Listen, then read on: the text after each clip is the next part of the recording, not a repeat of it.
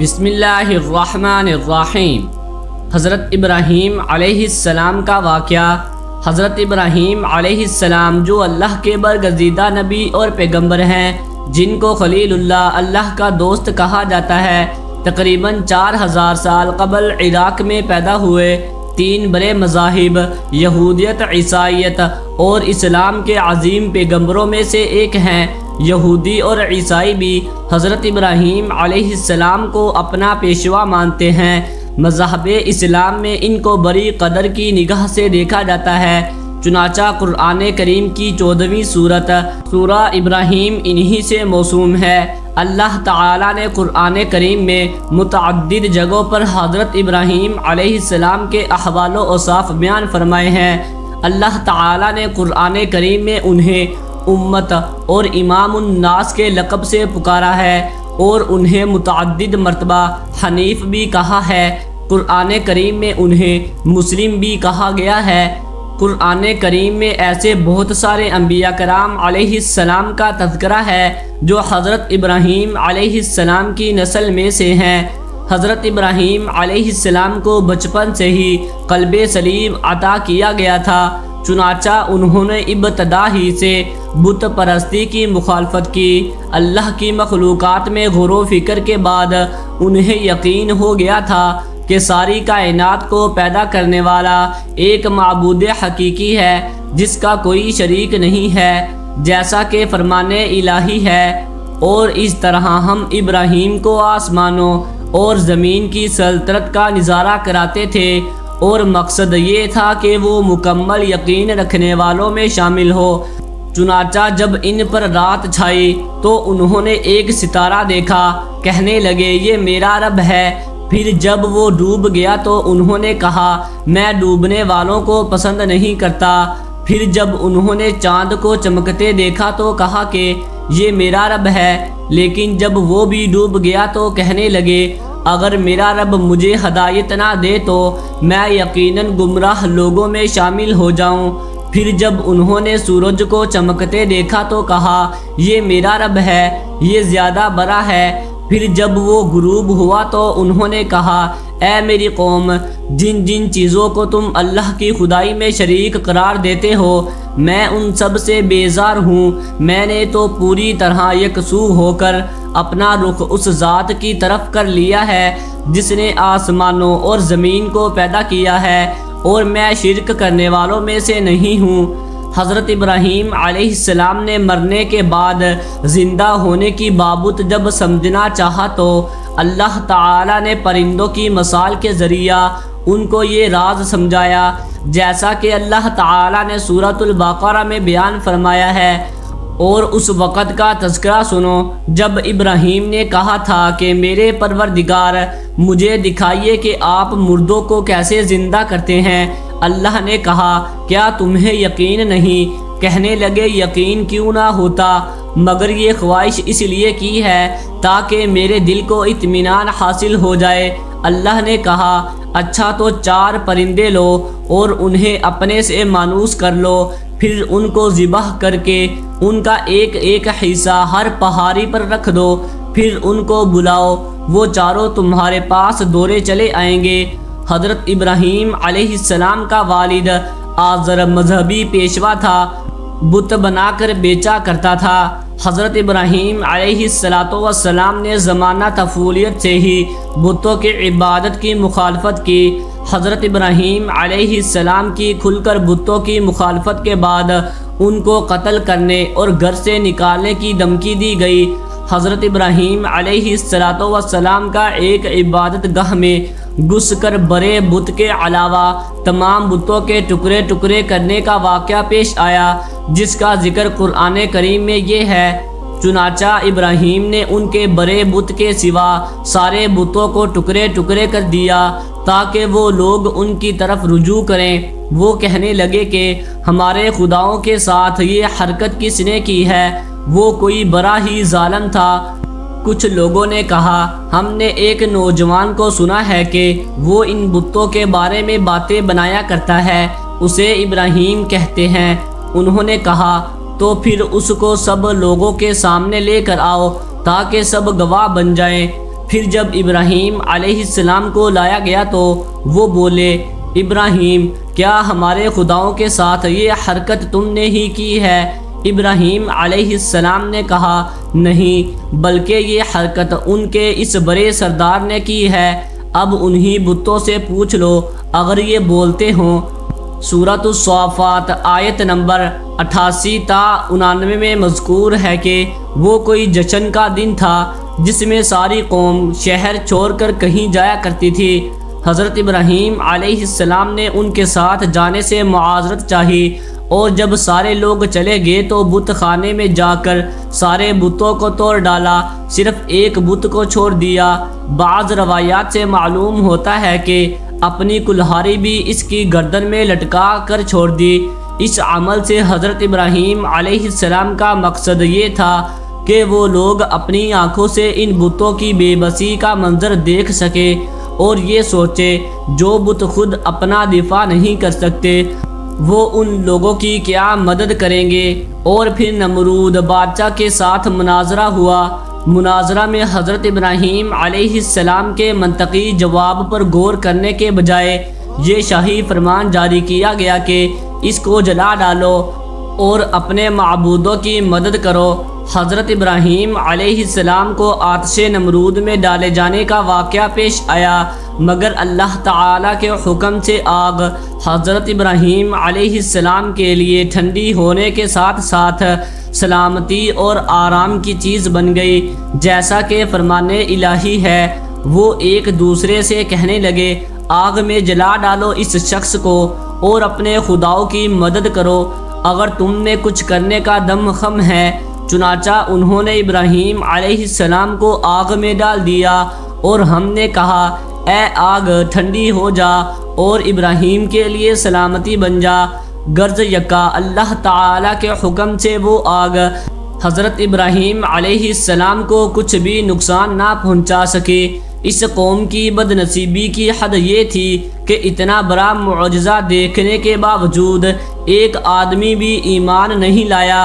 چنانچہ حضرت ابراہیم علیہ السلام عراق چھوڑ کر ملک شام تشریف لے گئے، وہاں سے فلسطین چلے گئے اور وہیں مستقل قیام فرما کر اسی کو دعوت کا مرکز بنایا۔ ایک مرتبہ حضرت ابراہیم علیہ السلام اپنی بیوی حضرت سارہ رضی اللہ تعالی عنہا کے ہمراہ مصر تشریف لے گئے۔ وہاں کے بادشاہ نے حضرت ہاجرہ رضی اللہ تعالی عنہا کو حضرت ابراہیم علیہ السلام کی اہلیہ حضرت سارہ رضی اللہ تعالی عنہا کی خدمت کے لیے پیش کیا۔ اس وقت تک حضرت سارہ رضی اللہ تعالی عنہا کی کوئی اولاد نہیں ہوئی تھی۔ مصر سے حضرت ابراہیم علیہ السلام پھر فلسطین واپس تشریف لائے۔ حضرت سارہ رضی اللہ تعالی عنہا نے خود حضرت ہاجرہ رضی اللہ تعالی عنہا کا نکاح حضرت ابراہیم علیہ السلام کے ساتھ کروا دیا۔ بڑھاپے میں حضرت ہاجرہ رضی اللہ تعالی عنہا کے بطن سے حضرت اسماعیل علیہ السلام پیدا ہوئے۔ کچھ عرصہ بعد حضرت سارہ رضی اللہ تعالی عنہا کے بطن سے حضرت اسحاق علیہ السلام پیدا ہوئے۔ اللہ تعالیٰ کے حکم سے حضرت ابراہیم علیہ السلام نے اپنی بیوی حضرت ہاجرہ رضی اللہ تعالی عنہا اور حضرت اسماعیل علیہ السلام کو مکہ مکرمہ کے چٹیل میدان میں بیت اللہ کے قریب چھوڑ دیا، جیسا کہ فرمان الہی ہے، اے ہمارے پروردگار، میں نے اپنی کچھ اولاد کو آپ کے حرمت والے گھر کے پاس ایک ایسی وادی میں لا بسایا ہے جس میں کوئی کھیتی نہیں ہوتی۔ ہمارے پروردگار، یہ میں نے اس لیے کیا تاکہ یہ نماز قائم کرے، لہٰذا لوگوں کے دلوں میں ان کے لیے کشش پیدا کر دیجئے اور ان کو پھلوں کا رزق عطا فرمائیے تاکہ وہ شکر گزار بنے۔ حضرت ابراہیم علیہ السلام کی دعا ایسی قبول ہوئی کہ دنیا بھر کے مسلمانوں کے دل مکہ مکرمہ کی طرف کھینچے چلے جاتے ہیں۔ چنانچہ ہر مسلمان کی یہ خواہش ہوتی ہے کہ وہ کم از کم ایک مرتبہ اللہ تعالیٰ کے گھر کی ضرور زیارت کرے، اور پھلوں کی افراد کا یہ عالم ہے کہ دنیا بھر کے پھل بڑی تعداد میں وہاں موجود ہیں۔ جب کھانے پینے کے لیے کچھ نہ رہا تو حضرت حاجرہ رضی اللہ تعالی عنہا بے چین ہو کر قریب کی صفا اور مروہ پہاڑیوں پر پانی کی تلاش میں دوڑی۔ چنانچہ پانی کا چشمہ زمزم جاری ہوا۔ کچھ مدت کے بعد ایک قبیلہ بنو جرہم کا ادھر سے گزر ہوا۔ پانی کی سہولت دیکھ کر انہوں نے حضرت حاجرہ رضی اللہ تعالی عنہا سے قیام کی اجازت چاہی۔ حضرت حاجرہ رضی اللہ تعالی عنہا نے وہاں قیام کرنے کی اجازت دے دی۔ حضرت ابراہیم علیہ السلام کو خواب میں دکھایا گیا کہ وہ اپنے اکلوتے بیٹے حضرت اسماعیل علیہ السلام کو ذبح کر رہے ہیں۔ نبی کا خواب سچا ہوا کرتا ہے، چنانچہ اللہ کے اس حکم کی تکمیل کے لیے فوراً فلسطین سے مکہ مکرمہ پہنچ گئے، جیسا کہ سورۃ الصافات میں فرمان الہی ہے۔ پھر جب وہ لڑکا ابراہیم کے ساتھ چلنے پھرنے کے قابل ہو گیا تو انہوں نے کہا، بیٹے میں خواب میں دیکھتا ہوں کہ تمہیں ذبح کر رہا ہوں، اب سوچ کر بتاؤ تمہاری کیا رائے ہے؟ جب باپ نے بیٹے کو بتایا کہ اللہ تعالیٰ نے مجھے تمہیں ذبح کرنے کا حکم دیا ہے تو فرما بردار بیٹے اسماعیل علیہ السلام کا جواب تھا، ابا جان، جو کچھ آپ کو حکم دیا جا رہا ہے اسے کر ڈالیے، انشاءاللہ آپ مجھے صبر کرنے والوں میں پائیں گے۔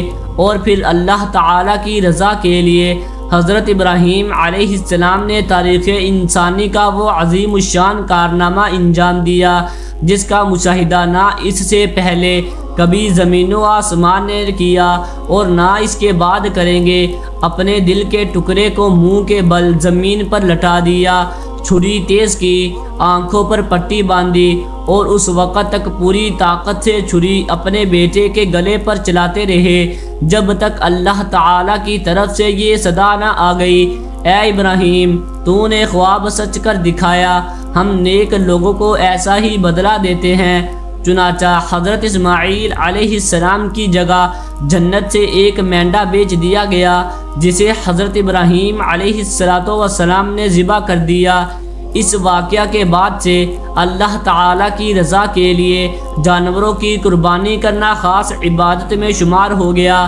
چنانچہ حضور اکرم صلی اللہ تعالی علیہ وسلم کی امت کے لیے بھی ہر سال قربانی نہ صرف مشروع کی گئی بلکہ اس کو اسلامی شعار بنایا گیا، اور حضرت ابراہیم علیہ السلام کی اتباع میں حضور صلی اللہ تعالی علیہ وسلم کے طریقہ پر جانوروں کی قربانی کا یہ سلسلہ کل قیامت تک جاری رہے گا انشاءاللہ۔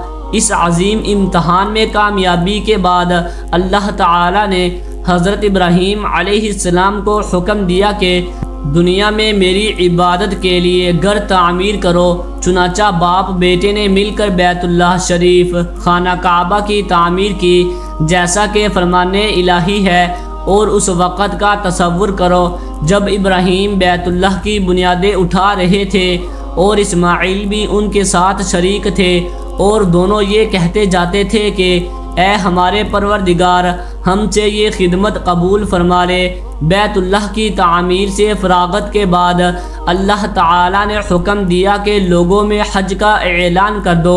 حضرت ابراہیم علیہ السلام نے حج کا اعلان کیا، چنانچہ اللہ تعالیٰ نے حضرت ابراہیم علیہ السلام کا اعلان نہ صرف اس وقت کے زندہ لوگوں تک پہنچا دیا بلکہ عالم ارواح میں تمام روحوں نے بھی یہ آواز سنی۔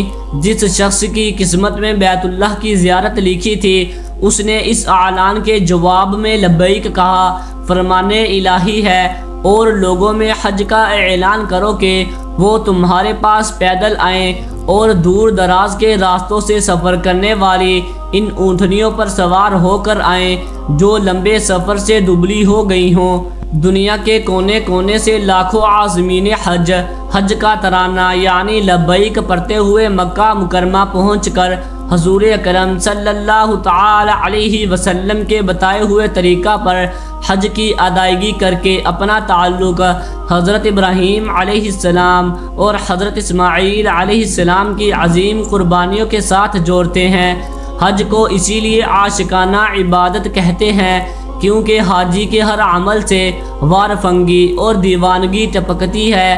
حج اس لحاظ سے بڑی نمایاں عبادت ہے کہ یہ بیک وقت روحانی، مالی اور بدنی تینوں پہلو پر مشتمل ہے۔ یہ خصوصیت کسی دوسرے عبادت کو حاصل نہیں ہے۔